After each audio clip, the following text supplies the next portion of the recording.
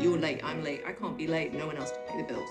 Every day we stretch his hamstrings, heel cords, IT bands, hip flexors, and forearms on the bed. I'll demonstrate that for you. He sleeps most nights with the CPAP machine to help his breathing. Trevor's extremely tied to his routine. It cannot be disrupted. If it's disrupted, he'll have a panic attack.